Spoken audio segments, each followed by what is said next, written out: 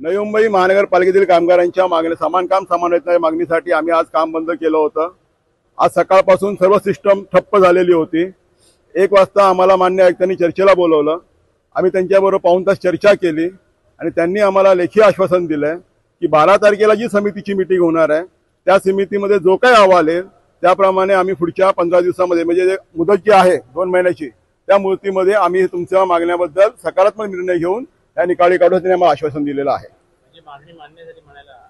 नाही असं म्हणता येणार। समितीचा जो अहवाल येईल त्या अहवालावरती आमचा पुढचा रूपरेषा ठरेल पण समितीचा अहवाल आमच्यासाठी सकारात्मक असेल असं त्यांनी अप्रत्यक्षरित्या सांगितलेलं आहे। नाही, मान्य आयुक्तांनी दिलेलं आश्वासन आणि जनभावना, लोकांचं हित आणि लोकांना होणारा त्रास हे बघून आम्ही आमची थोडीशी माघार घेतोय आणि हे आंदोलन आजच्या पुरतं स्थगित करतोय। 12 तारखेला समितीची जी बैठक होईल त्या बैठकीची नंतर पुढच्या 7 तारखेला मुदत संपल्यानंतर 8 तारखेला नवीन आंदोलन पुन्हा सुरू होईल। समितीच्या बैठकीनंतर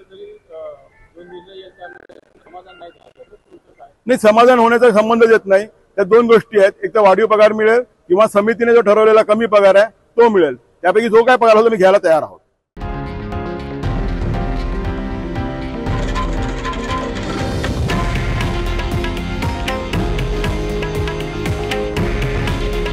हे आहे देशातील नंबर 1 न्यूज नेटवर्क आणि आपण पाहत आहात TV9 मराठी। काळजी तुमची, हित महाराष्ट्राचं।